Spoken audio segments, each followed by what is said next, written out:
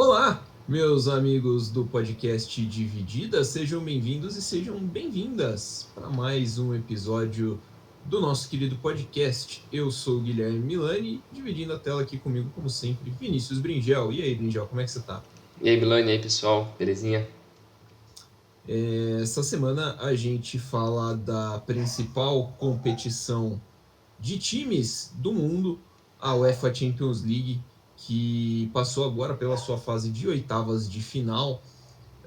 Tivemos muitos jogos bons, confrontos épicos e históricos nessa fase, durante as 2 semanas, né, em que se disputou, e a gente vai dar uma passadinha nos confrontos, quem se classificou, e vamos falar um pouquinho do PSG depois, né, porque feia a situação do PSG, né, Brinjal? É algo que dá pra debulhar por um episódio inteiro, né?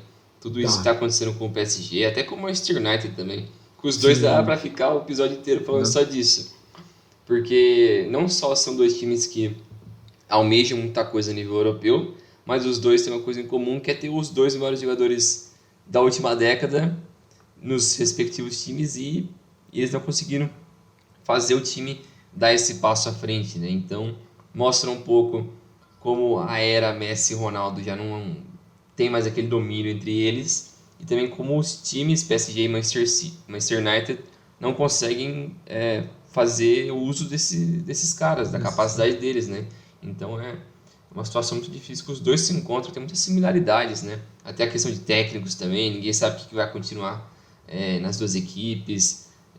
O meio-campo das duas equipes tem uma bosta. A Então, defesa também. a defesa também. Mas é uma situação complicada dos dois. Mas o PSG é o foco depois. A gente vai falar, eu imagino que a gente vai falar algo que a gente já falou em podcasts anteriores, acho que no da janela de transferência, É, principalmente. E é curioso porque a gente tem as principais estrelas do futebol mundial, Messi, Cristiano Ronaldo, Neymar, Haaland. O Haaland está no Borussia Dortmund, né? Mas o Mbappé, nenhum desses caras estará na próxima fase da é. Champions League. É esse o nível de loucura, então, dessa competição. Isso. Começa aí pra gente, então, Bringel, com Chelsea e Lille. O Chelsea atropelou o Lille, né? Isso. A gente vai passar aqui pelos confrontos dessas oitavas de final da Champions League. Confronto por confronto. E o primeiro, como você falou, o Chelsea e Lille, né? O Chelsea que vem enfrentando bastante problemas extracampo com essas sanções contra o Abramovich e, consequentemente, contra o Chelsea também, né? Que a gente já falou um pouco mais alguns episódios atrás, como isso está envolvendo o Chelsea, como está afetando ele, né? Então é um negócio bem complicado. Mas a equipe, nesse confronto contra o Lille, que era o, o atual campeão, né, da França, né, na verdade, É, mas mesmo assim o time perdeu muita gente do ano passado para cá, perdeu inclusive o técnico, então teve muitas mudanças da equipe do ano passado para esse ano. Mas ainda assim o Chelsea mostrou sua força, é um time muito mais preparado, muito mais experiente, e no primeiro confronto na Inglaterra foi 2-0 com o gol do Havertz e do Pulisic, e na volta foi 2-1, um jogo muito mais apertado, com o Lille com muito mais oportunidade, conseguiu jogar melhor, mas ainda assim perdeu em casa por 2-1. O primeiro gol foi de pênalti do Burak Yılmaz, o turco. Depois o Pulisic empatou no finzinho do primeiro tempo. E depois o Aspilicueta virou para o time inglês. Foi um confronto que, putz, é o primeiro jogo que o Chelsea dominou bem. Acho que ele teve até certa tranquilidade, assim, não precisou se expor tanto. E também não precisou jogar o máximo dele. Mas e o Lille não conseguiu mostrar todas as suas qualidades, né? Porque tem bons jogadores ali. O, o Jonathan David é um bom jogador, tem tudo para ir embora agora nessa janela. O Sven Botman também, o zagueiro. Os dois têm tudo para ir embora nessa janela. Tem o Renato Sanches também, que é um jogador que se encontrou bem no Lille nos últimos anos. e também atrai muitos olhares, né? Sim, ele estava De próximo outros. de ir para o Barcelona na temporada passada, se não me engano. Mas o time tem bons talentos ali. E no jogo de volta eles conseguiram jogar melhor. No primeiro tempo, pô, o time foi bem, assim, eu acho que teve a oportunidade de conseguir. até chegar num 2-0 no primeiro tempo, mas aquele golzinho antes de acabar o primeiro tempo quebrou demais eles, e na volta para o segundo tempo o Chelsea estava muito mais preparado, e o banco também do Chelsea é muito melhor, então é complicado você conseguir reverter essa situação para um time que tem muito mais opção como o Chelsea comparado com o Lille, né? E sem esquecer que o Chelsea é o atual campeão europeu e mundial, né? Então, assim, a gente Sim, está falando realmente de um time que se encontrou mais na mão do Tuchel, que é um cara que está ali no comando mesmo da situação dentro sim, do time. Então, já era esperado que o Chelsea fosse vencer. O que fica de dúvida assim é como que o Chelsea vai, se o impacto das sanções vai contra o Abramovich, as empresas do Abramovich vão impactar dentro do campo, né? Eu imagino uhum, que não tanto, né? Pelo menos, já que, né, por exemplo, para um eventual jogo de Champions na próxima fase, o Chelsea, se não forem levantadas as sanções, o Chelsea não vai poder ter torcida, isso, nem pró nem contra. Então, faz diferença. Você está é, jogando basicamente um jogo em campo neutro e um na casa do adversário. Mas, ainda assim, o Chelsea é o que a gente estava falando antes, né, antes de começar a gravação entre nós, que é um dos grandes favoritos, né? sim, É um dos grandes favoritos aí a levar de novo a taça da Champions League para casa. Quanto ao Lille, foi legal. Foi bem legal o sim. Lille. A participação, o Lille foi campeão do grupo, foi campeão francês na temporada passada, mas o time desmontou e enfim, né? Vamos ver quanto tempo demora para se reerguer ou se vai se manter como um time de competições europeias no campeonato francês. É só Próximo. só um detalhe aqui, uma curiosidade, foi a primeira vez na história da Champions League que dois jogadores americanos se enfrentaram. Então o Pulisic pelo Chelsea e o Timothy Weah E o time UEA, pelo, que, pelo Lille, que é filho do Jerry Weah. o George UEA. O time UEA que poderia defender a Libéria como o pai Sim, dele, mas ele é nascido em Nova York, se não me engano, é, e escolheu defender a seleção dos Estados Unidos. isso aí. Outro confronto que gerou até uma certa surpresa no estádio da Juventus. O jogo foi ontem, né? Dia 16 Isso. de março. No estádio da Juventus, o Villarreal sacou um 3-0 no coco da Juventus. O primeiro jogo já tinha sido 1-1. O Vlahovic abriu o placar com 1 minuto de jogo. O primeiro toque dele como jogador da Juventus na Champions League foi gol. Depois, o Parejo empatou para o Villarreal. E depois, no segundo jogo, já em Turim, a Juventus com uma partida bem abaixo, eu achei. Partida bem fraca da Juventus, sem criatividade, sem conseguir se forçar e sem conseguir pressionar de fato o Villarreal. Gerard Moreno de pênalti, depois Paul Torres, já aos 40 do segundo tempo, e o Danjuma de pênalti também aos 47, um penaltaço do Delite, acho que foi que meteu a mão na bola, Aham. e a Juventus caiu nas oitavas de final de novo. Cara, a Juventus ela vem numa espiral negativa desde a, 17? chega, a chegada do Cristiano Ronaldo, É. porque é Uma maluco, coincidência, cara. né? É uma coincidência, tá? É. É óbvio que assim, né, não dá para culpar o Cristiano Ronaldo por isso, mas é muito maluco que os caras fizeram um investimento muito grande no Ronaldo para chegar na Champions League. Eu não lembro se acho que eles chegaram nas quartas de final, né? Sim, Uma foi vez. aquela. Sim, porque foi naquele ano que eles passaram do Atlético nas oitavas, que o Cristiano Ronaldo meteu 3 gols. Foi o jogo que o, Verdade. que o O Simeone fez jogo do, assim. do, do Simeone fazendo gestos É, não muito ortodoxos para a torcida da sim, Juventus. foi esse ano aí. Mas, cara, é uma loucura, porque você vê a Juventus para mim, ela tem o mesmo time de sempre, assim, é um time que peca nesse quesito de renovação, peca nesse quesito de, de encontrar novas peças e encontrar um estilo de jogo. É um time que, para mim, precisa de nos esportes americanos a gente chama de rebuild, né? Sim. Que é você, tipo, reconstruir todo o seu projeto de novo. Acho que é mais ou menos isso que está precisando a Juventus, se entender como é que faz. E aí, Pro Villarreal, cara, é uma história, puta, é muito sensacional. Pro Villarreal, essa é uma historiaça muito boa. Eu acho que é a quarta participação na Champions League da história do Villarreal. Se não me engano, é a terceira que eles chegam pelo menos nas quartas de final. Então, assim, vai lembrar que Villarreal é uma cidade de 50 mil habitantes na Espanha. O time tem um título em elite, que é o título da Europa League do ano passado. Sim. Então, não é assim um time tradicional, não é aquele time que tá ali sempre incomodando os grandes. E é muito legal ver um bom trabalho do Unai Emery, né, no Villarreal. É um time muito bem organizado, o Submarino Amarelo. Curiosamente, eu acho que essa é a terceira eliminação consecutiva da Juventus para times de fora da Liga Pirata, da Superliga, né, na Champions League. Então, o Agnelli, que falou que quis criar a Superliga, né, ele é um dos fundadores, acho que ele ainda tá nessa ideia, né? Sim. Acho que é ele, o Florentino Pérez e o cara do Barcelona. E o cara do Barcelona lá. Falou que não se pode dar vagas à torta direito, porque como você imagina a Atalanta jogando a Champions League, e pois bem, a Atalanta não tá esse ano, mas o time dele tomou taca pro Villarreal, e acho muito bem feito, inclusive. Eu acho que... Cara, a questão da Juventus também é embaçada, né? Eu entendo isso que você falou do rebuild.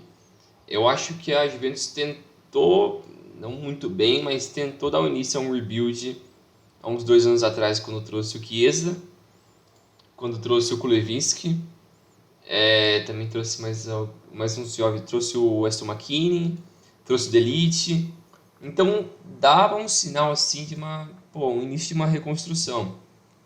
Só que eu acho que uma coisa que complicou muito isso era o alto investimento no Cristiano Ronaldo, que por mais que ele entregava muito gol, era muito dinheiro concentrado em uma pessoa só.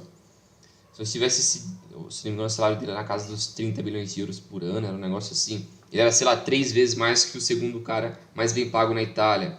Então era um negócio absurdo. O dinheiro que era usado nele poderia ser realocado em outras posições do campo, em jovens, tentar fazer um negócio diferente. Mas eu acho que o Agnelli ainda está muito naquela ideia de tentar dar um último gás em uma geração da Juventus que foi muito vencedora na década passada. E o que acabou dando errado, porque não conquistou nada a nível internacional. Não só não conquistou, mas não foi bem em nenhuma competição a nível internacional, né?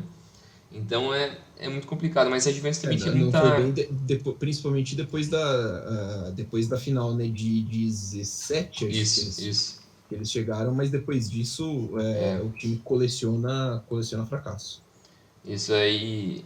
E um dos problemas que esse time tinha nos últimos anos ainda continua tendo, que é um meio-campo muito fraco e a defesa envelhecida, né? Porque depende ainda muito do Bonucci e do Chiellini. São dois caras que têm, sei lá, 37, 38 anos. Então são muito experientes. Os dois estavam fora. O Chiesa, que é o principal jogador da equipe, também está fora já faz um bom tempo. E o Vlahovic, por mais que ele chegou regaçando tudo, ele não consegue ainda fazer sozinho esse time dar certo. Por mais que nos 20 primeiros minutos dessa partida de volta, dos 3-0, a Juventus foi até bem assim. Teve uma bola na trave do Morata, teve um chute do Morata no início do jogo, uma cabeçada assim que o Rulli pegou queima-roupa, que foi uma defesaça. Também teve um chute do Vlahovic de fora da área, que também foi um chute importante, mas foi tudo no início. A Juventus não conseguia criar muito, que é o problema de anos anteriores, como a gente falou. E desse meio campo, eu acho que o único cara para mim que tem futuro deveria ficar o Locatelli. O resto, manda todo mundo embora. Manda o Arthur, todo mundo vai cagar. A defesa é ridícula. Selecionável Arthur. Cara, a defesa, mano, se colocar uma defesa de 3 zagueiros com Danilo e Alexandro na zaga é bizarro, velho. É bizarro. É um negócio, né? É crime essa porra aí, mano. Devia ser preso o cara que fez um negócio desse. Não, porque na Itália é escola defensiva. Aí você vai ver, Mano. A escola defensiva é Danilo e Alexandre fazendo uma linha de zaga.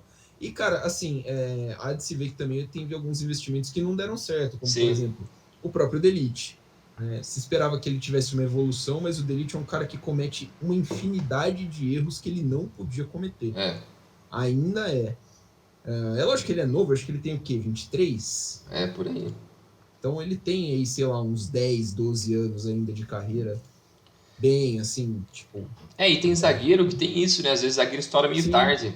O próprio Van Dijk é um caso disso. O Van sim, Dijk foi estourar com 27 anos. 27, 28. Na Então, um cara Itália mesmo, o velho. zagueiro, na Itália mesmo tem, a gente tava falando de escola, tava brincando com o negócio da escola italiana, mas na Itália, zagueiro tem vida longa, pô. Sim, Materazzi jogou até longe, a gente acabou de citar o é. Chiellini, o Bonucci, o Maldini jogou durante muito tempo, então assim, tem tempo ainda. Mas ele tá cometendo erros que, assim, a defesa da Juventus tá dependendo mais dele do que deveria. Sim. E esse é um grande problema para os Bianconeri.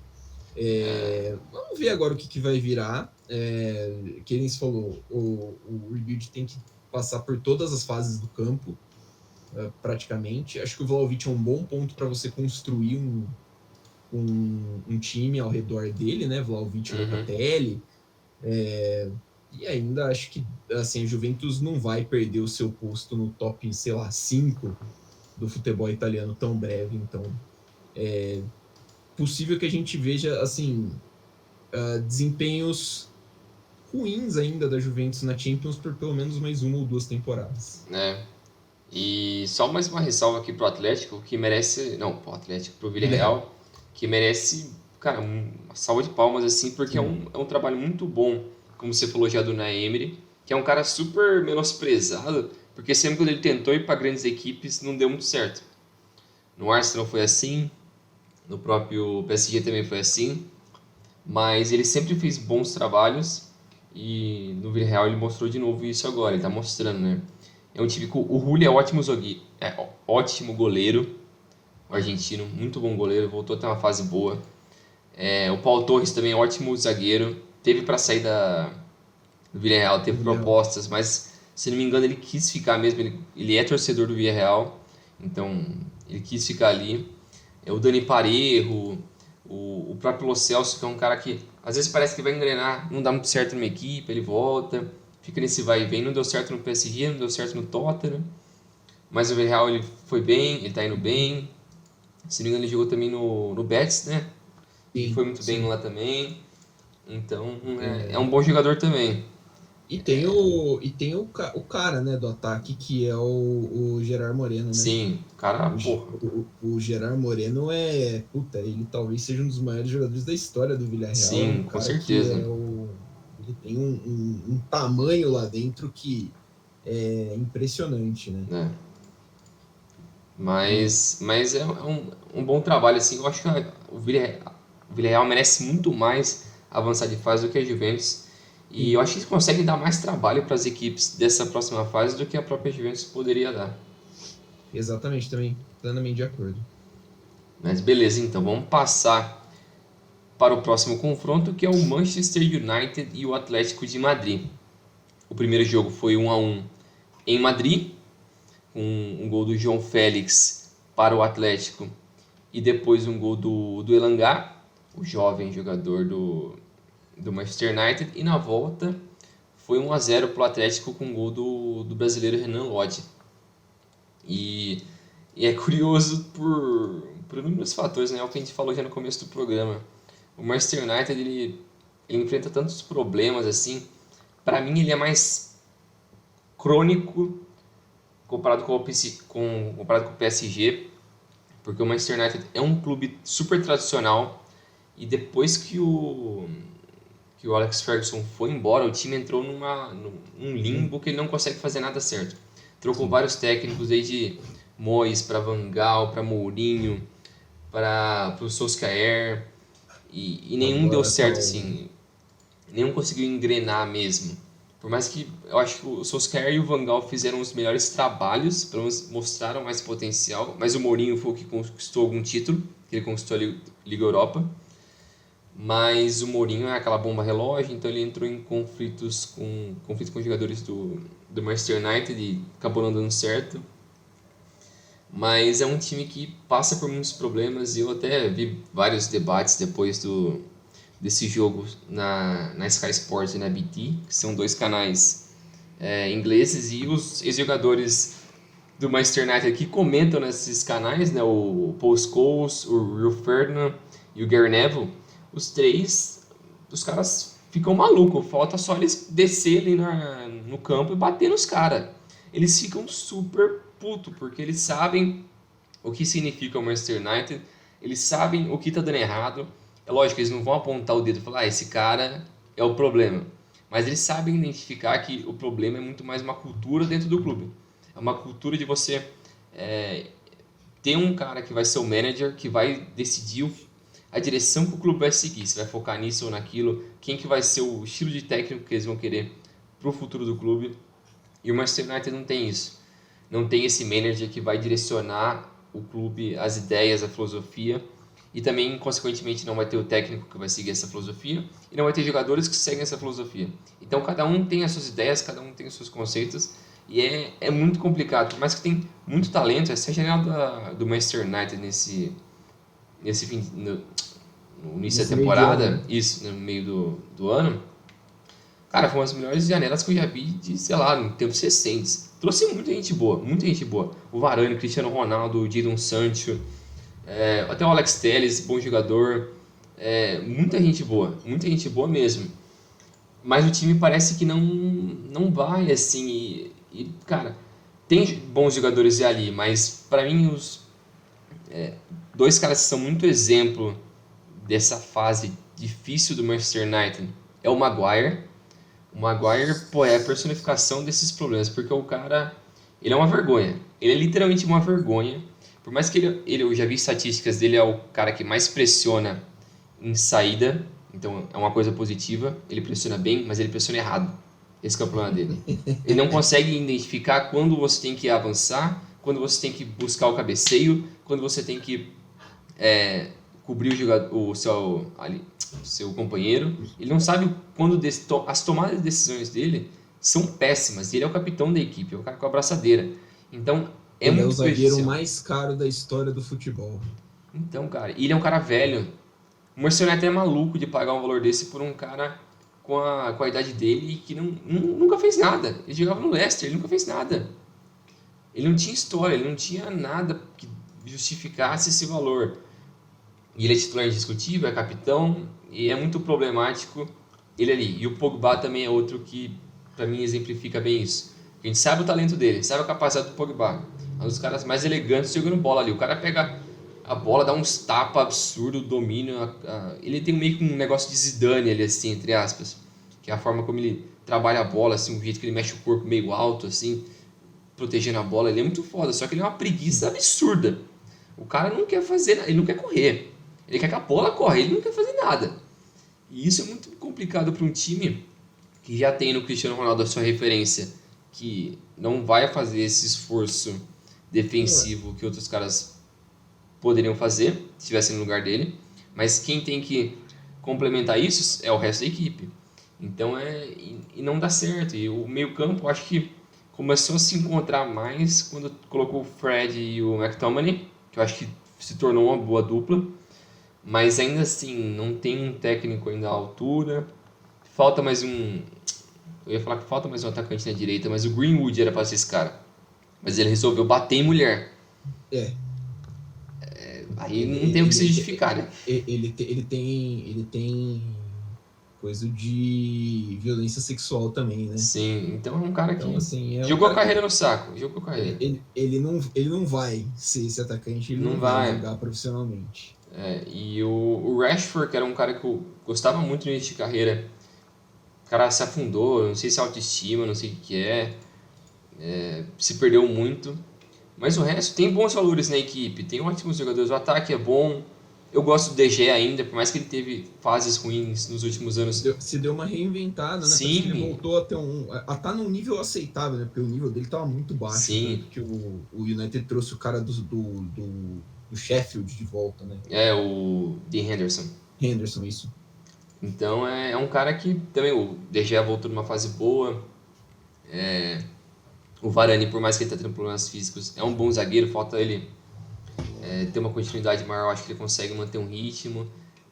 O time no geral é bom, tem um banco meio fraco, mas era para fazer muito mais do que isso. E o Atlético é aquilo. Eles caíram literalmente na armadilha que o Atlético sempre coloca todo ano. E é algo que o Liverpool caiu em 2020. É aquele negócio de pensar que você consegue ir com tudo pra cima do Atlético. Você botar essa pressão, você ficar naquela loucura. Mas é isso que o Atlético quer. Ele quer exatamente isso. Pra ele jogar uma bola no ataque com 3 caras correndo no pau e eles conseguirem pegar você ali. Isso que o Atlético quer e isso que ele fez na volta. E ele também fez isso naquele jogo contra o Liverpool. O Llorente jogou pra caramba, Sim. o Morata também fez gol. Então, Eles o Atlético. o Atlético matou o Liverpool no contra-ataque, porque É, era tipo acréscimo da prorrogação e tinha é, nego dando. E tinha, sei lá, 5 caras do Atlético atravessando o campo num sim, contra-ataque. é. E é justamente isso, mano. Isso se repetiu de novo agora. Não sei se os ingleses têm uma dificuldade de lidar com isso ou se eles nunca assistiram um jogo do Atlético, porque é isso que o Atlético faz. Faz uns 10 anos. Então é complicado essa situação do Manchester United. No fim da temporada eles vão mudar muita coisa, ainda mais se não for pra Champions, que é o que tá aparecendo porque o Arsenal tá em quarto. Mas vai aí, mano. O Arsenal tá chegando bem, cara. O time Tá, do o Arsenal tá Arteta tá bom, mano, tá encaixadinho. bacana. O Arsenal tá encaixadinho. Mas é curioso porque eu acho que o que você citou é engraçado porque o que falta no United é justamente o que sobra no Atlético de Madrid, É, que é o comando. é, O trabalho do Simeone, eu ia falar, cara, é impressionante. O Simeone encontra meio de ganhar. Ele encontra meio de vencer. A gente citou, acho que no fim da temporada europeia passada, no meio do ano passado, que o Atlético de Madrid foi campeão espanhol e que o Atlético de Madrid não podia mais se encaixar entre os patinhos feios, né? sim, É um time rico, um time que tem como fazer essa investimentos e tal, mas mesmo assim, perto do Manchester United, por exemplo, o Atlético de Madrid ainda é um patinho feio. sim, E assim, o jeito que o Simeone montou o time, o jeito que o Atlético de Madrid se entregou para esse confronto, cara, é, é espetacular. É assim, o Simeone e o Atlético de Madrid encontram jeitos de vencer jogos. E aí que é o que você falou sobre o United. Para mim, a principal coisa que falta dentro do United é liderança. E não digo no elenco, digo que falta liderança de fora. O cara precisa decidir. O treinador precisa impor respeito. Você citou os jogadores, o Roy Keane falou ele é que. outro, né, que fica louco também. É que o Roy Keane ele fala muita merda, né? O Roy Keane É, sempre foi. questão de opinião, eu acho ele meio bosta. Assim, ele é meio. Ele sempre foi porra louca mesmo em campo, né? Então, Sim, tipo. Mas ele falou que o United tem que ter um técnico para pôr medo nos caras. Eu não acho que tenha que ser por aí, mas o técnico tem que impor respeito. Chegou o Ralf Rangnick agora no meio da temporada e, amigo, não dá. O Ralf Rangnick não é técnico para time do tamanho do Manchester é, United. Ponto. O projeto de futebol que o Ralf Rangnick acredita, o Ralf Rangnick, para quem não é familiarizado, ele é considerado o pai do Gegenpressing, isso. né? É o cara que influenciou caras como o Klopp, o técnico, o Julian Nagelsmann, técnico do Bayern de Munique hoje. Todos eles têm no estilo de jogo do Ralf Rangnick muitas influências. Mas não é um trabalho que você consegue emplacar de cara numa liga como a inglesa, né? Tipo, com muita facilidade, principalmente você chegando no meio da temporada num time que é um caldeirão de emoções como é o Manchester United. Então, eu fico muito curioso para ver o que vai ser do United na próxima temporada, porque eles devem perder muita gente. Toda janela de transferência existe o boato de que o Pogba quer sair. Mas dessa vez ele sabe que acaba o contrato, né? E ele não parece muito disposto a É. renovar. Talvez, se chegar ao Zidane, ele pense 2 vezes. Uhum. Talvez. O Cristiano Ronaldo também já se mostrou insatisfeito. E se o United não for para Champions, eu acho difícil dele ficar. Também acho. Mas aí Então, fica a questão: se ele sair, ele vai pra onde? eu imagino que o PSG também deva sofrer um desmanche. A gente vai poder entrar nesse detalhe mais para frente, mas eu Uhum. imagino que o PSG também deu uma desmanchada. Eu até tava vendo, não sei quem que eu ouvi falando isso, mas falando que o problema do Cristiano Ronaldo agora é porque ele precisa estar num time que vai ter muito volume de jogo e não vai precisar que ele tenha um trabalho defensivo tão forte. Quais são as equipes no mundo que conseguem fazer isso no mais alto nível? Hoje. City e Bayern. Mas você vai colocar um dele nesses dois? Ele não vai pro City agora. Ele não é assim. Ir pro Se ele for, ele vai se City, queimar muito, muito.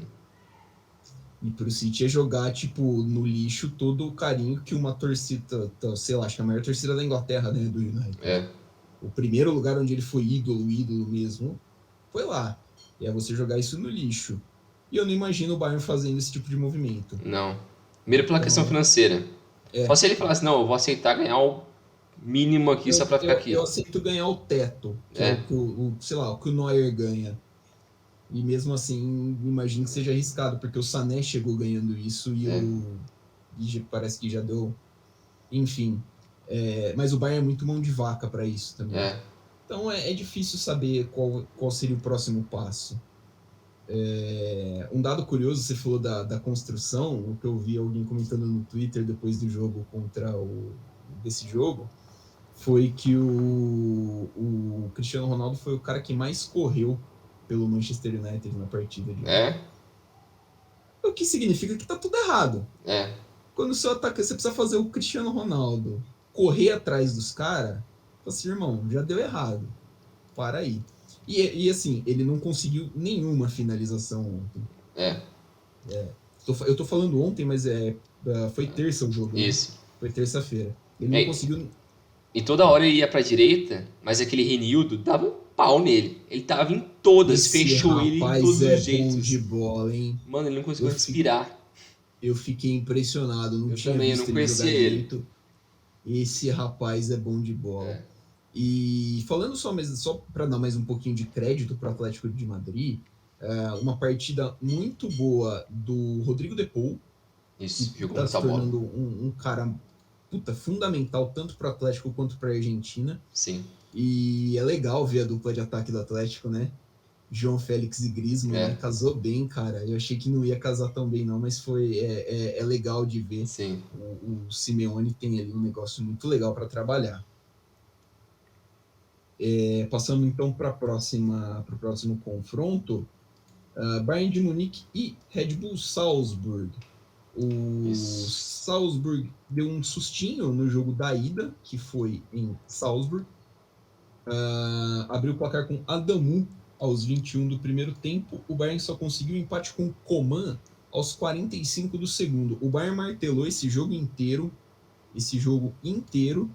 E ainda assim o Salzburg levou muito perigo, né? Teve chances e tal, mas o Bayern conseguiu o empate. E no jogo da volta, o Bayern aplicou o famoso 7-1, hat-trick do Lewandowski, 2 do Miller, 1 do Gnabry e 1 do Sané, numa partida que foi assim. O Julian Nagelsmann escalou um Bayern um pouco mais ofensivo, né? A gente estava comentando, tive a escalação, estava comentando que o Bayern estava com bastante jogador ofensivo, o Musiala fez o segundo volante, o resto era praticamente tudo atacante, um pouco por necessidade, porque o Bayern sofre um pouco com lesão, teve alguns problemas de casos de Covid, e o Bayern contou com um jogo muito ruim do Salzburg.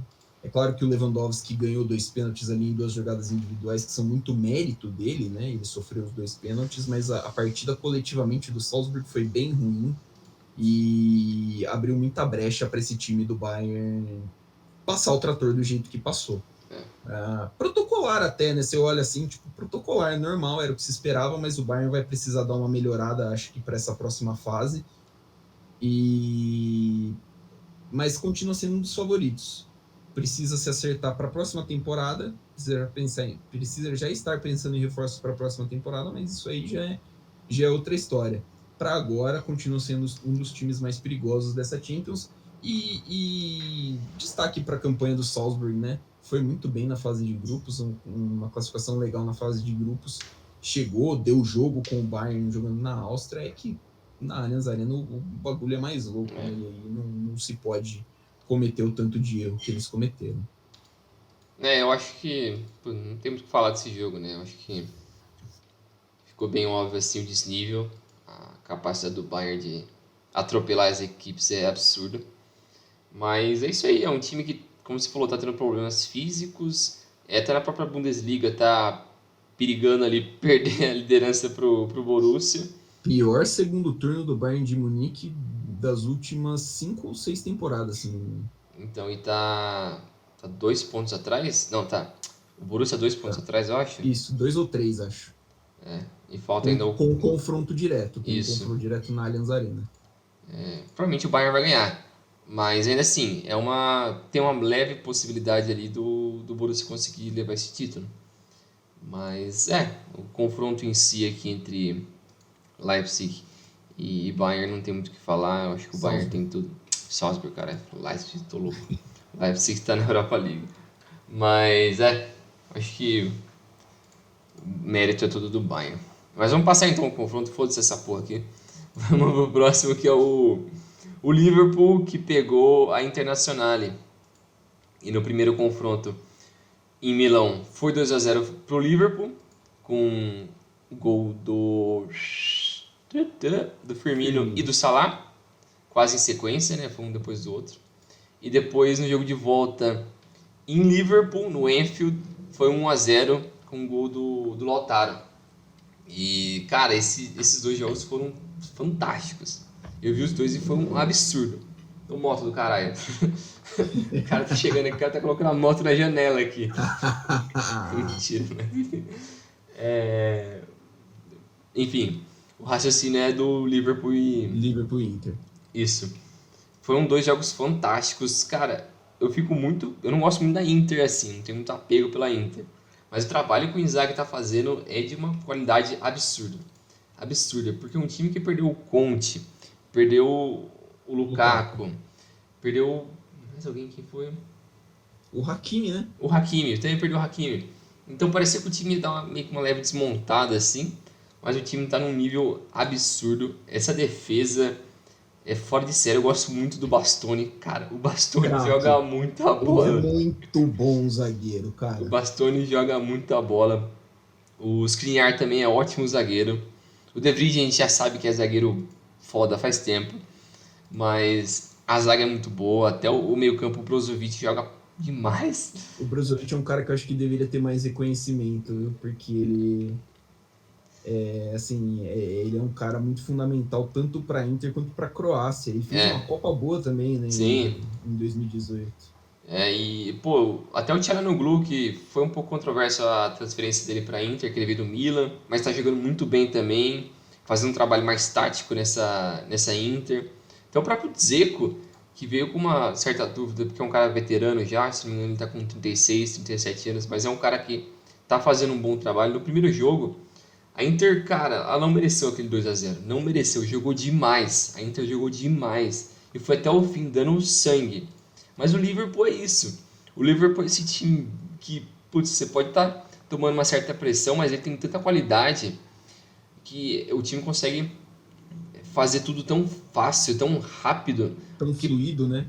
Parece que eles nem estão correndo risco. E até esse jogo contra o Arsenal nessa semana, para mim foi um exemplo disso. O Liverpool não estava, digamos, dominando. Estava meio que parelho o jogo. Até com mais chances pro Arsenal. Só que em 2 bolas ali rapidinho, o Liverpool já matou o jogo. E, putz, chega a ser injusto às vezes, assim, mas é o estilo de jogo do Liverpool, do Klopp, que é tão intenso, que é tão bem trabalhado.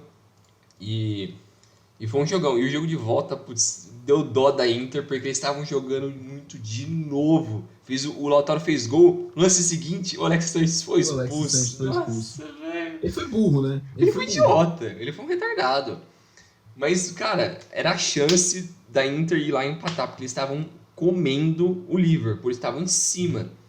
Estavam com muita vontade. Esse time da Inter merece muito.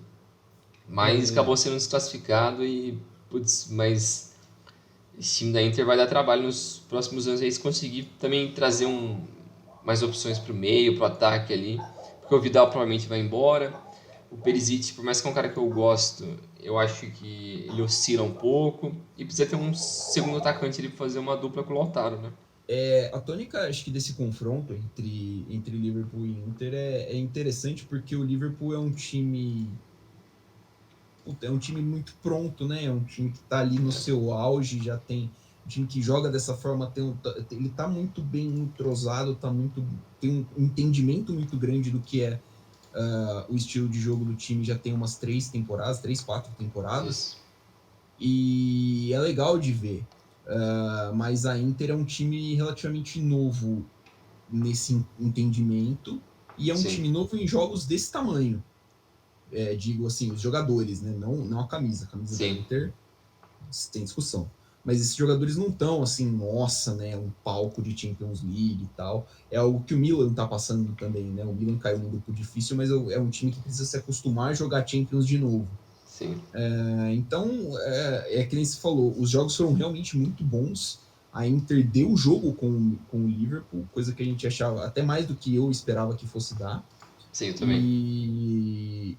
E acho que o futuro é bom para a Inter. Para o Liverpool, eu acho que precisa só corrigir algumas quedas de alguns lapsos de desempenho que parece que o time tem durante alguns períodos do jogo, que parece que o time dá uma desligada e volta, desliga e volta, assim. Como é um time muito superior, né, é um dos, sei lá, 4, 5 melhores times do mundo, dificilmente, até agora, o Liverpool pegou times que vão se aproveitar de forma muito gritante desses lapsos. Uhum. Mas como, né, a partir daí a competição vai afunilando, é só ficar de olho nisso. O Liverpool é um dos times mais perigosos dessa próxima fase, né, para a fase final aí da Champions, é um dos grandes candidatos. É um dos francos. E a Inter tá na disputa do italiano, né? A Inter tá 4 pontos atrás do Milan, Com jogo a menos, né? com jogo a menos no italiano.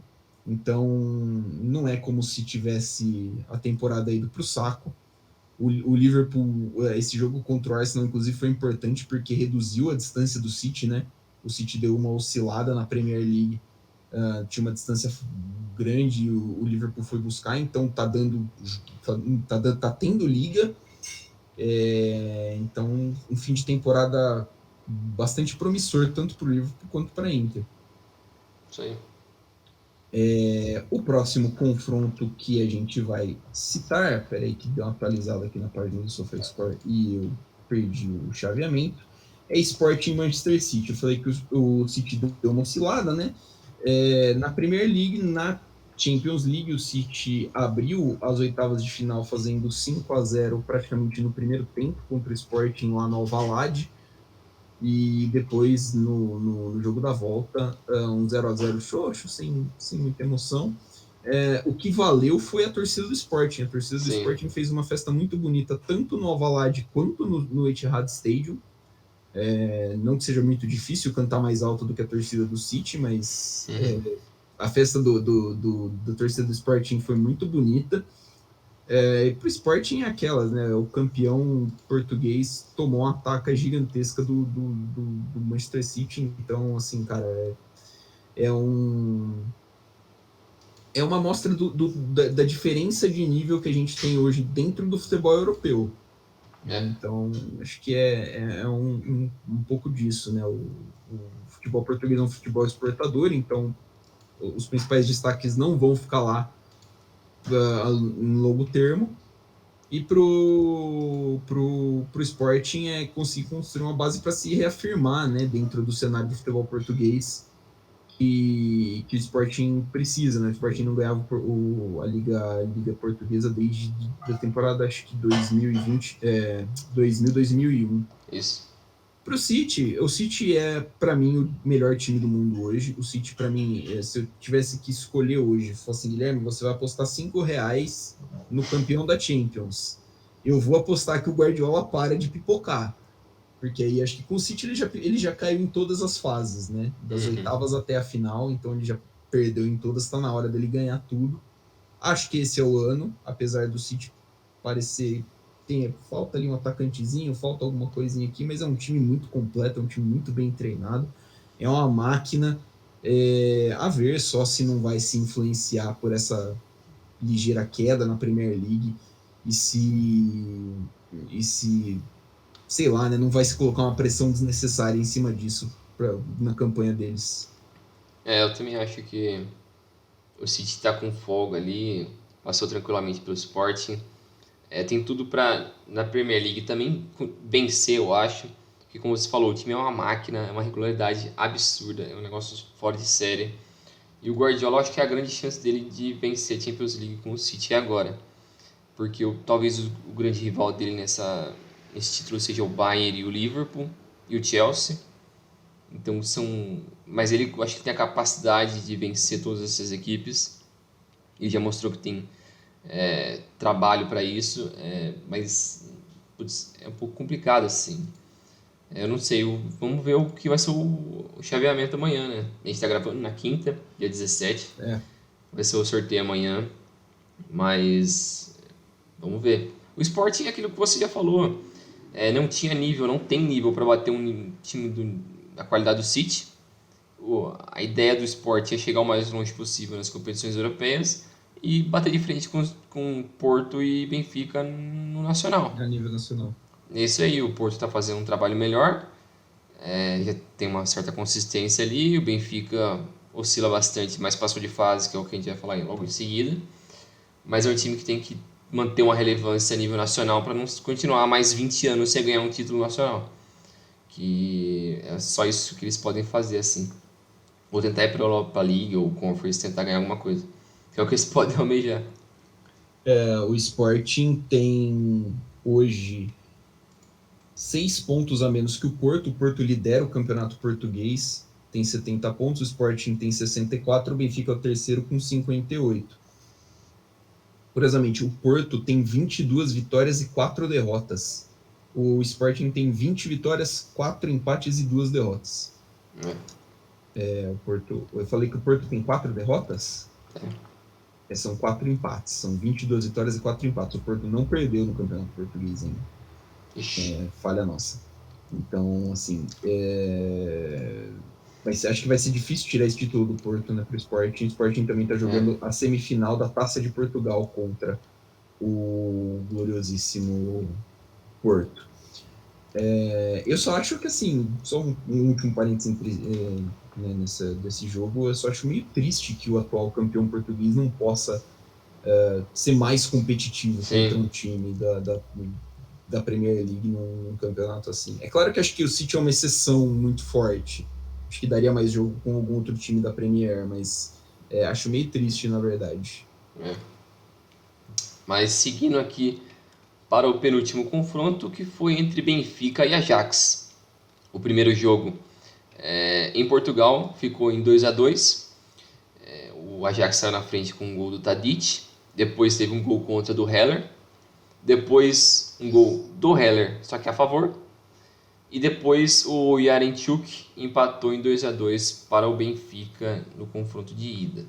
E na volta foi 1-0 chorado, com o gol do Darwin Núñez de cabeça, com a falha, para mim, bizonha do Onaná.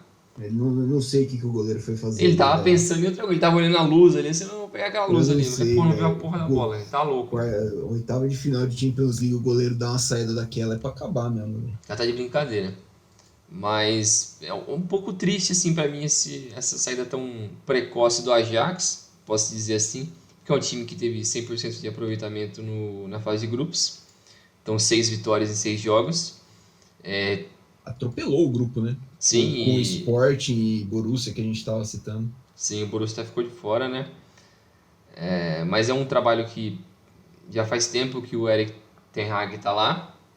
Tem ótimos jogadores, eu gosto muito o Haller, do nada, começou a virar uma máquina ali. Estourou muito bem lá. O Tadic é ótimo jogador, o Gravenberch também é ótimo jovem jogador, deve ir embora nessa janela. O Antony também talvez deve ir embora. Tem ótimos valores ali. Eu gosto muito do time. Esse time do Benfica passando por várias oscilações, mas acabou dando um jeito de conseguir passar disso. Eu acho que muita, não digo sorte, mas uma pitada de Atlético, estilo Atlético ali assim, com o time se fechando bem. Meio no coração assim, né? Porque se você olha o segundo confronto, o Benfica não fez quase nada. O Ajax não fez quase nada. Jogo. Dominou o jogo do começo ao fim. Só que também não teve inúmeras chances para matar o jogo, o Ajax, né? Então acho que pecou muito na finalização, na parte final do campo. E, putz, é uma pena. É uma pena também, como você falou, que um time de Portugal não consiga ir mais à frente ali, assim, sendo competitivo. Também é uma pena que um time da Holanda também não bata de frente com outras equipes de um nível acima, né? Por mais que o Benfica é um nível, para mim, abaixo desse Ajax, mas pecou e vamos ver ano que vem. Vamos ver, eu acho que vai ter muitas mudanças nesse time do Ajax. vai perder alguns jogadores. Não sei se o Erik ten Hag vai embora pro United. Tem especulação, mas acho que fica por aí. Esse para mim foi um dos confrontos mais legais de acompanhar, porque eram dois times parelhos, né? Você não tinha claramente definido um favorito. Mas eu concordo com você, acho o Ajax um pouco melhor do que esse time do Benfica. Mas ficou aquela, né? O Ajax dominou o jogo, tudo, mas o futebol também tem dessas, né? No segundo jogo. O Benfica teve uma chance, foi lá e fez o gol. Mérito do Benfica nisso e nada de se discutir. Pro Ajax, cara, é isso que você falou. O Ajax é um clube que revela muito, né? Revela muito jogador bom para time europeu. A gente vai ver alguns desses jogadores que brilharam nessa campanha do Ajax brilhando em outros times. Acho que o Antony também é um candidato a sair, né? Que você citou, o Gravenberch, tem sondagens já de vários times. É um time muito tradicional já na Champions, chegou na semifinal algumas temporadas atrás, então já tem uma base meio solidificada em relação a isso. Foi assim o confronto mais aberto e mais parelho, de novo, dessa fase. Então foi um confronto muito gostoso de assistir e o Benfica acabou levando.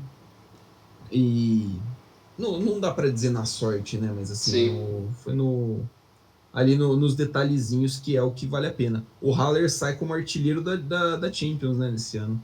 O Haller acho que é o artilheiro, tem... Não, o Lewandowski passou ele, né? Passou por um gol. O Lewandowski tem um gol a mais, né? Então 12. É isso aí.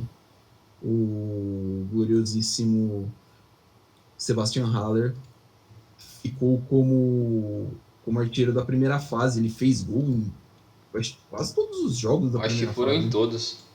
Ele tava um absurdo na primeira fase.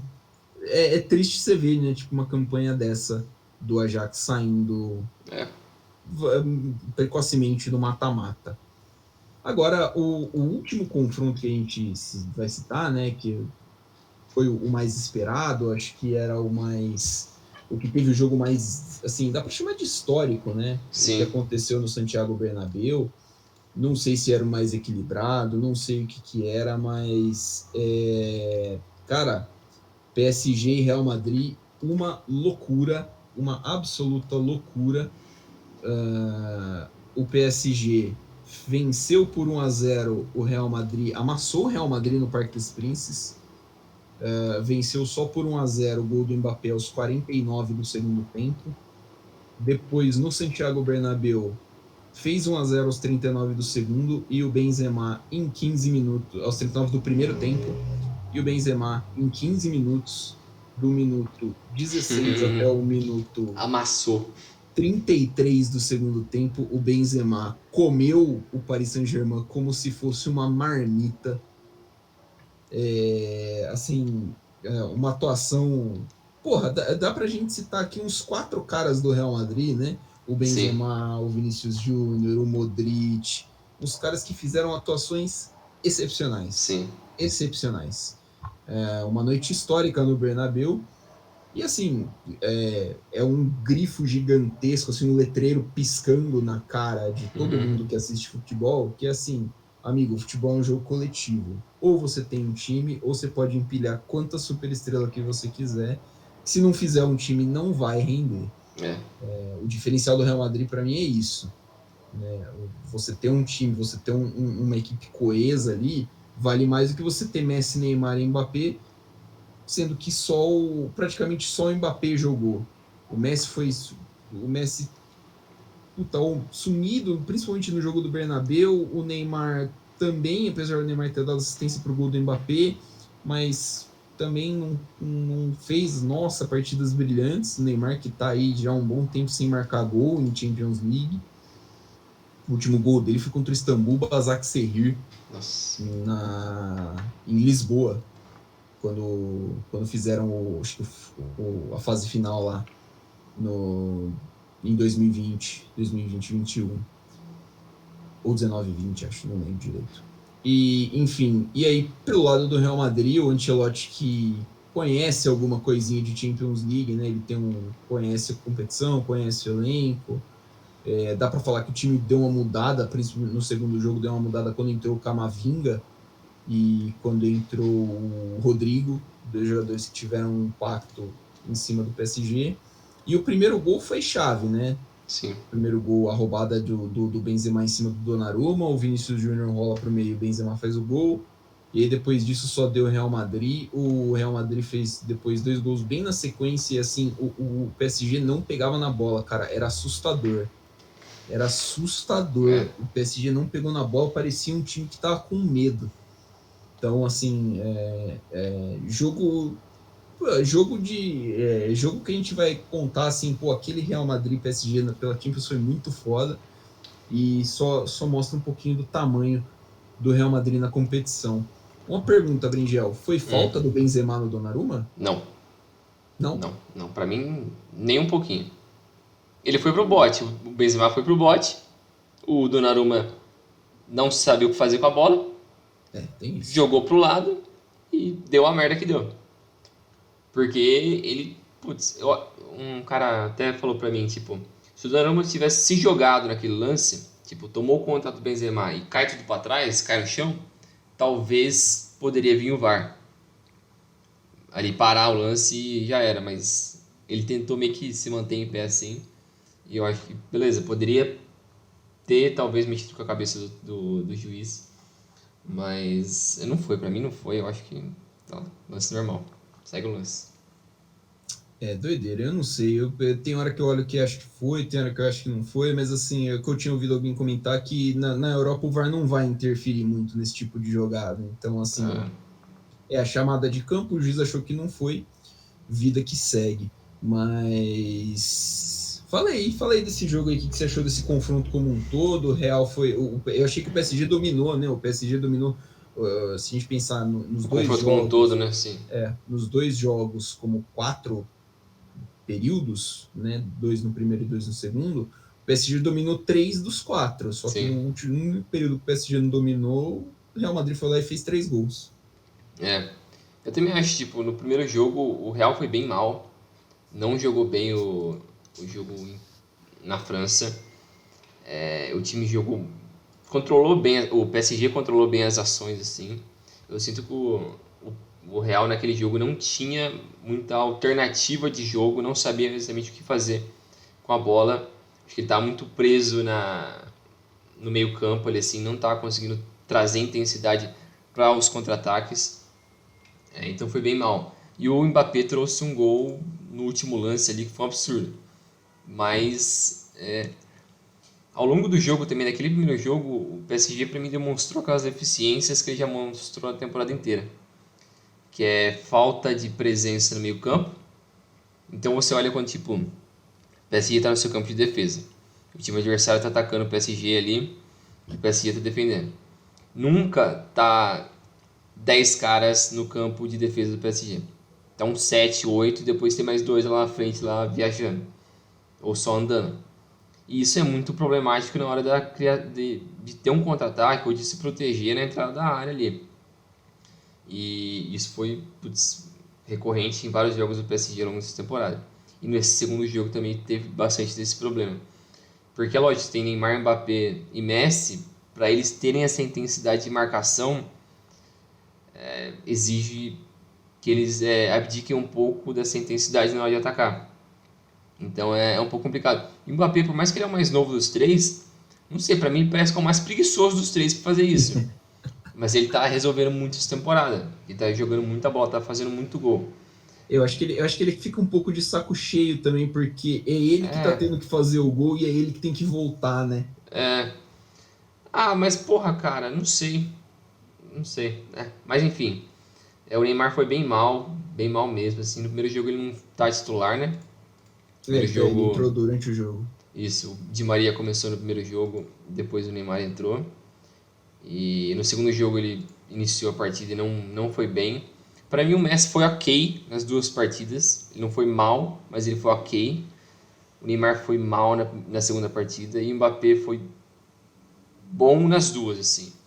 Mas ainda assim eu acho que ele tem alguns problemas de finalização, que às vezes ele abaixa a cabeça demais. Lembra um pouco o Lucas nesse sentido, sabe? Pega a bola, só bate a Sei. cabeça, dá uns dribles meio maluco, usa muita velocidade. Que ele é muito rápido. O cara é um Ele é absurdo, muito rápido, cara. muito Ele é muito. rápido. Só que esbarra nisso. E outro problema que putz, me incomoda bastante, que é que o PSG, o Messi sempre cria meio que a pré-assistência.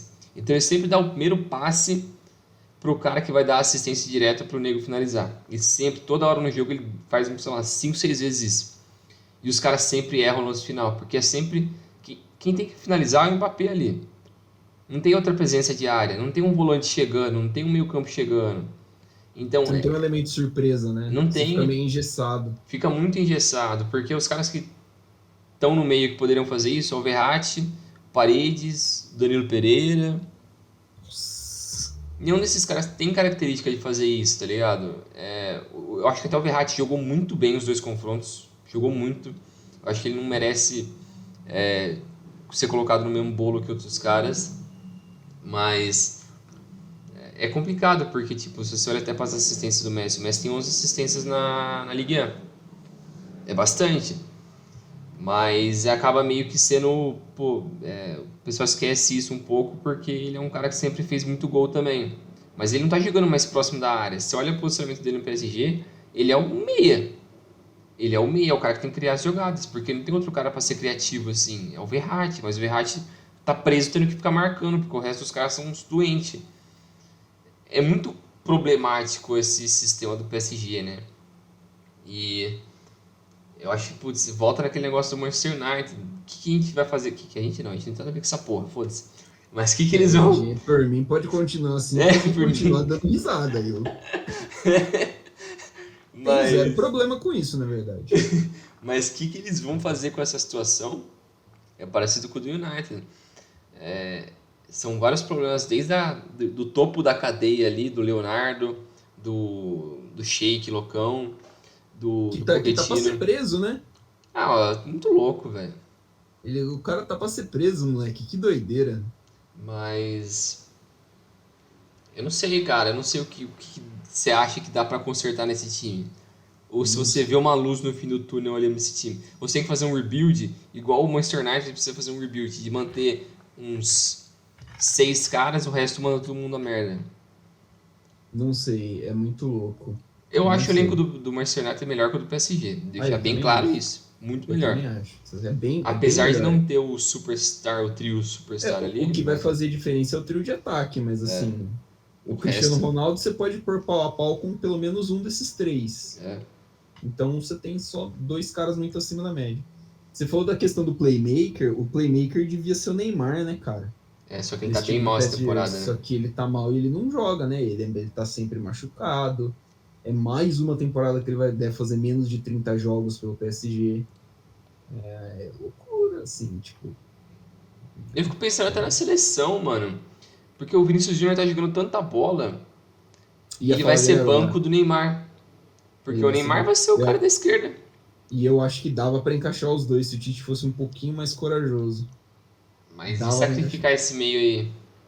Ah, bota o Neymar para jogar meio com um 9 ali e os pontos É, invadindo. pode ser, Não pode ser. sei. É que o Tite não vai fazer, mas não Não sei. vai fazer. O Vinícius Júnior, a curva de evolução dele é impressionante, Sim. porque depois que ele se adaptou bem ali no Real Madrid, ele tá fazendo uma temporada muito, muito boa. A dupla que ele faz com o Benzema hoje, cara, Tá dando muito certo. tá dando muito certo, é uma das melhores duplas de ataque do mundo. Ele é um cara que, puta, ele não é tão rápido quanto o Mbappé, mas ele é mais habilidoso que o Mbappé, então, tipo, o drible dele é mais fluido que o Mbappé, eu acho que Sim. ele acha espaços mais fácil, por exemplo, na jogada do segundo gol do Real, ele acha um espaço no passe para o Modric muito bom, que acho que esse tipo de jogada ele faz com mais facilidade que o Mbappé, por exemplo. E eu acho que o Então, Vinícius ele consegue, por ele ser um jogador de lado de campo, ele consegue trabalhar, abrir mais o campo do que o Mbappé. O Mbappé afunila muito, né? sim, Ele vai ele em é mais direção do gol agudo. sempre, É. Então, puta, o Ancelotti deu uma outra cara assim para o Vinícius Júnior, pegou o Vinícius e tá moldando ele no jogador que a gente imaginava mesmo que ele ia virar. Uhum. Então hoje ele é uma peça fundamental do Real Madrid. O Benzema deve ser, sei lá, a melhor Foda. temporada dele da carreira, cara. Eu acho, ele tá É jogando absurdo. muito. Eu gosto muito do Benzema, sempre fui muito fã do Benzema, mas assim, é um nível muito alto, cara. É fora de sério o que ele tá fazendo. Maluquice. Eu vi uma estatística, acho que no Bleacher Report, o Benzema, desde a saída do Cristiano Ronaldo do Real Eu Madrid, vi. o Benzema participou de mais gols do que o Cristiano Ronaldo, É. somando tudo. Eu achei uma loucura isso. Porque o Benzema sempre foi o cara que meio que se sacrificou no trio de ataque pro Cristiano Ronaldo ali, né? É. Pro estilo de jogo que o Cristiano Ronaldo funcionar. Então, é legal ver ele tendo esse reconhecimento. E o Modric, cara, com 36 Pô, anos, ele parece um menino, ele cara. jogou muita bola esse jogo, mano. Ele jogou demais. O contra-ataque que ele fez ali no segundo No segundo gol. gol. Pô, jogou demais, velho. Jogou muita bola, tá Ele tá louco. jogando uma bola que eu não achei que ele fosse capaz de jogar mais, cara. Eu falei, Também. pô, agora o Modric vai dar aquela baixada de ritmo, né? Vai. Nada, nada. O cara tá, puta, mastigando vidro por aí. É. É muito bom jogador. Feitos os elogios ao Real Madrid, né? Muito bem. A dupla de zaga do Real Madrid foi bem pra cacete também, né? Foi. Alaba e Militão. Todo mundo Todo mundo foi muito bem no Real Até quem Madrid. entrou depois também, que você mencionou do Rodrigo e do Camavinha. Os dois jogaram muito bem também. Sim. Eu Eu gosto também acho, muito do Valverde, ótimo jogador. sim, entrou bem também. Eu acho engraçado porque o Camavinga vai chegar, se ele se mantiver assim também nessa curva de evolução que a gente espera, cara, isso aí vai dar um meio-campo bom pra cacete nos próximos anos. Sim. Agora, quanto ao PSG, cara, é o que a gente bateu na tecla aquela vez, né? O problema do PSG é montagem de elenco. Não adianta você gastar todo o dinheiro do mundo. E o PSG não tem fim, né? O tanto de dinheiro do PSG não tem fim. Então, tipo, eles podem gastar o quanto eles quiserem. É literalmente isso. Em jogador de ataque, se você não pensar projeto. Então, faz falta que você tenha um norte. A gente quer fazer o quê? A gente quer ganhar a Champions League. O PSG quer ganhar a Champions League. Beleza, essa parte eles têm. Como nós queremos ganhar a Champions League? Isso eles não sabem. E é isso que falta. É. Se você olha para os últimos times campeões, Chelsea, Bayern, antes do Bayern foi o Real? Não, O Liverpool. o Liverpool. Todos esses times sentaram, ó, a gente vai desenhar o nosso time ao redor dessa mentalidade. E aí você começa a traçar. Porque o PSG é um catado. O trabalho do Pochettino é uma merda? É uma merda. Mas eu imagino que nenhum técnico no mundo poderia fazer muito melhor que aquilo. Principalmente como você falou, você tem 3 caras lá na frente que não voltam. Eles não contribuem na marcação. E se você se defender com... Ok, você se defender com 8 é bastante coisa. Mas, assim, precisaria de um esforço a mais, principalmente na hora de incomodar quem vai começar a construir a jogada. Que é algo que o PSG não faz. E quem precisa fazer é um cara que vai sair do meio e ir lá apertar e vai abrir um espaço. Entendeu? É isso muito que falta. Falta repensar a forma como que esse elenco é montado. E aí, cara, você vai montar um elenco com base no estilo de jogo. Eu quero que o PSG ganhe a Champions League jogando com posse de bola e atacando bonitinho. Beleza, a gente vai contratar um técnico para isso, a gente vai dar um cheque em branco para ele e falar assim: escolhe teu 11 inicial e a gente vai trazer. E beleza. E eu acho que é isso que eles vão ter que fazer para a próxima temporada. É difícil, é muito difícil. O ideal seria eles fazerem isso, mas acho que eles não vão. E Eu assim, ainda. Não, terminei, eu depois falo.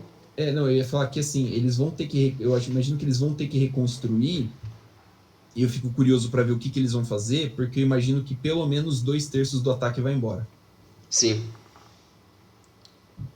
Então, Porque provavelmente Mbappé deve ir embora. sim. O Di Maria também falaram que vai embora. E ele não tava contando de Maria. O Neymar, cara, é difícil saber o que fazer com o Neymar. Porque a gente sabe o que ele é capaz. Isso não resta dúvida. Mas ele. Quantas vezes ele mostrou isso pelo PSG? Pouquíssimas. Teve lapsos em alguns momentos na Champions League, somente 2 anos atrás. Sim.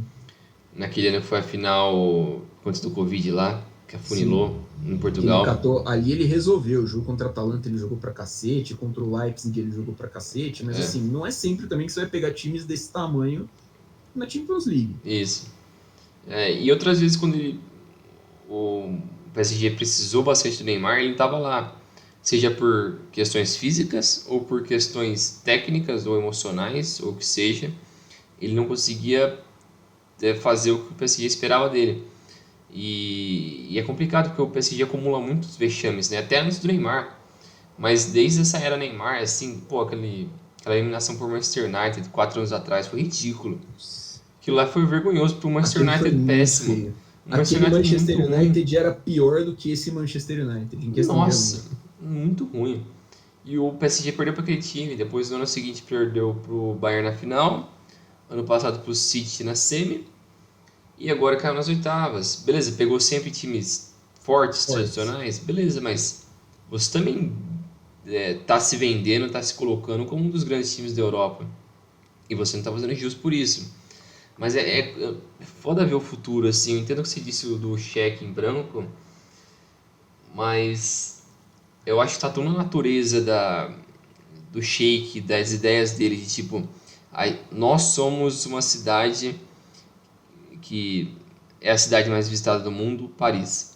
Nós somos lar de estrelas, de personalidades, de moda, de culinária do Caralho 4.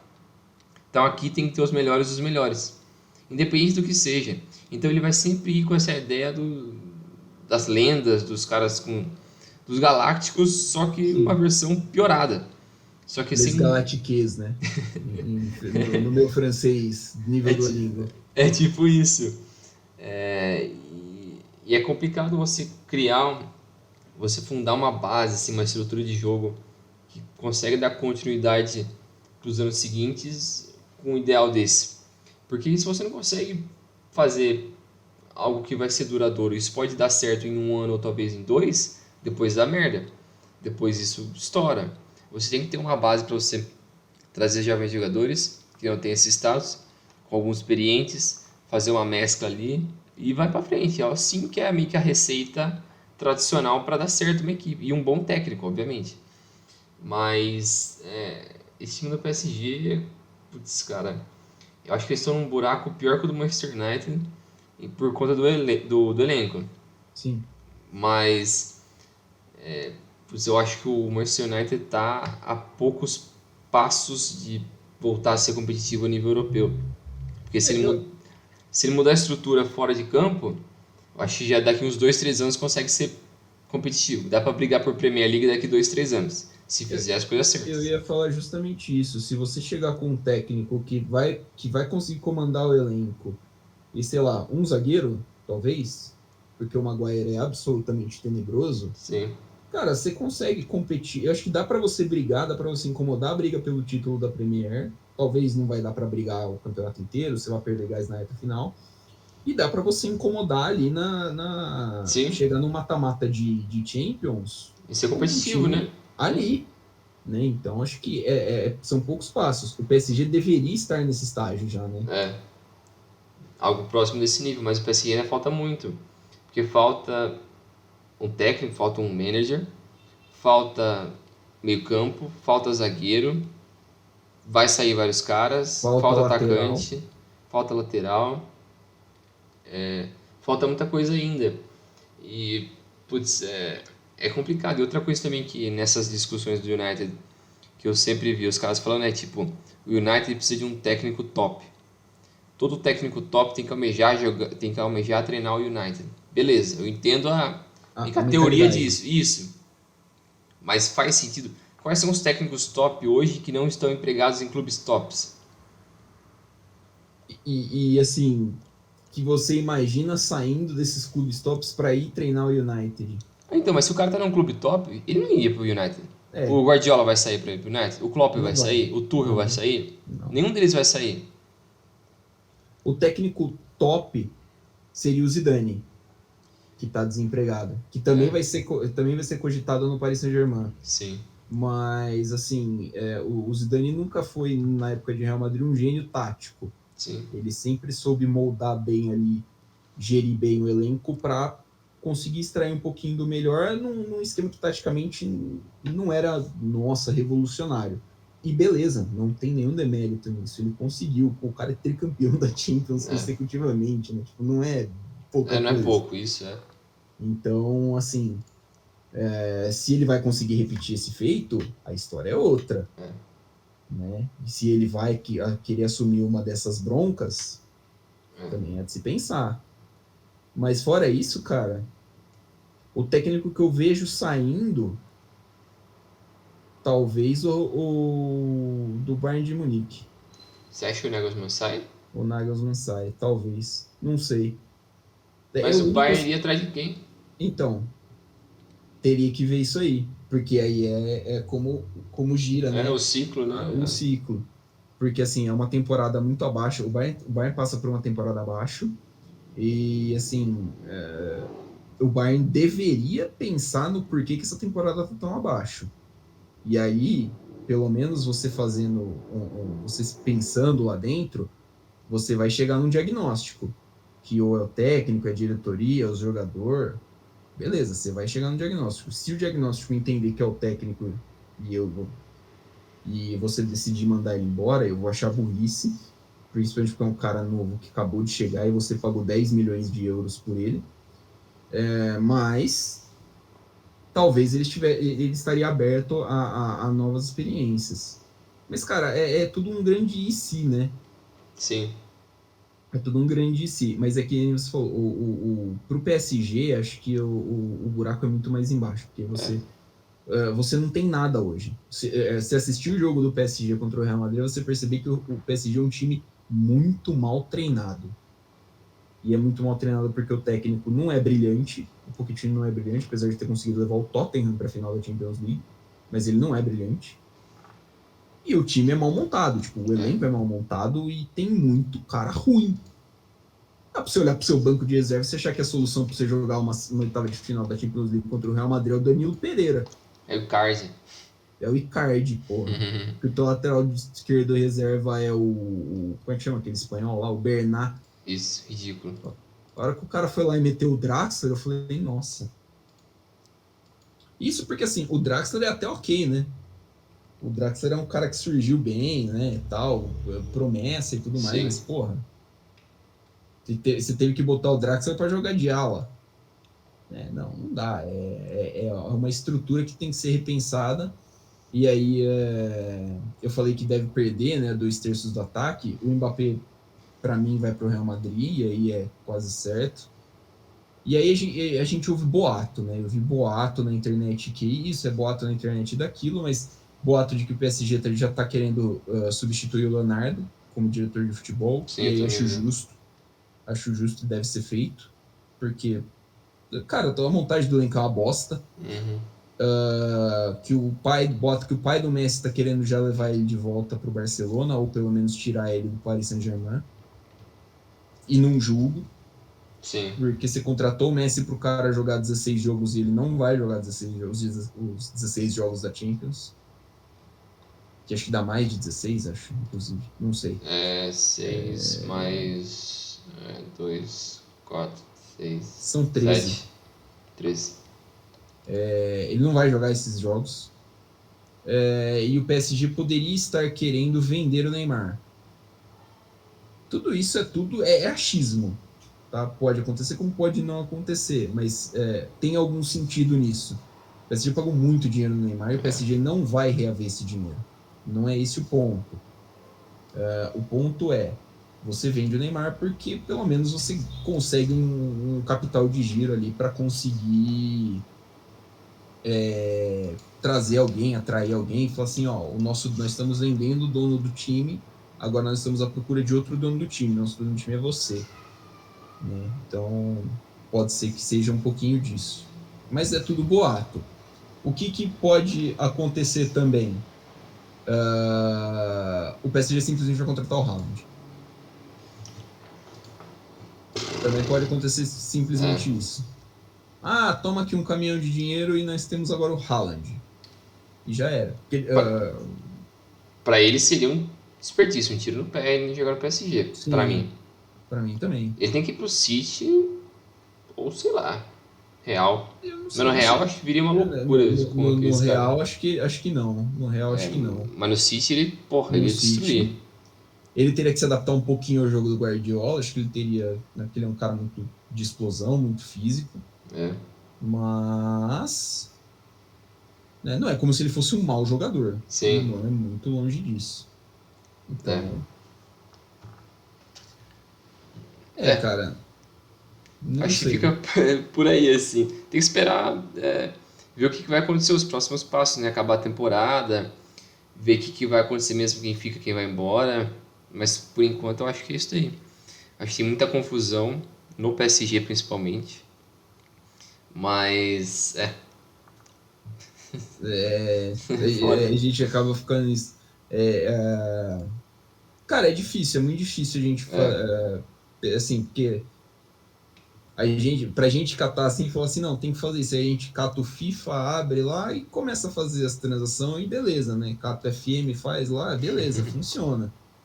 Mas, porra, a vida é um pouquinho mais difícil, né? Então, isso. o Haaland já deve estar de saída mesmo, né? Nesse meio de... Provavelmente, verano, né? provavelmente está de saída. Não duvidaria desse tipo de loucura. E é um movimento que faz muito pouco sentido. Faz muito pouco sentido. Uhum. Mas, enfim, para o PSG, cara, o que eu faria é, passo a passo, diretor de futebol, conversa com ele, nós acreditamos nisso, nós queremos isso, e beleza, a partir daí, técnico, reformulação geral no elenco. Sem Sim. queimar etapa. Começa do zero. Começa do zero e já era. Também acredito nesse projeto, assim. Difícil acontecer, mas eu acho que é o muito difícil. Essencial. Pro United é mais fácil, né? É um treinador mais firme com o elenco e aí as chances de sucesso aumentam. Isso. Mas é isso aí. É isso aí, né? Estamos conversados, já falamos pra caramba hoje. Falamos pra cacete. Valeu, Milano, valeu, pessoal. Eu acho que quando tem quando a gente consegue debulhar ali sobre esses times que estão em crise, é sempre divertido, dá pra conversar sobre bastante coisa. E ainda mais sobre Champions League, que é um assunto super gostoso, né? Mas é isso aí. Valeu, Milano, valeu, pessoal. Até a próxima. Próxima, cara. Ótima. Próxima. Meteu um luxemburguês aí. O PSG tá precisando de projeto? Tem um homem disponível no mercado. Experiência internacional, hein? Experiência internacional. Já foi treinador do Real Madrid. Tem que ver isso aí. Valeu, galera. Até a próxima. Fica nosso abraço, nosso agradecimento. Dúvidas, sugestões, críticas, @Dividida Podcast nas redes sociais. Valeu, galera. Um abraço.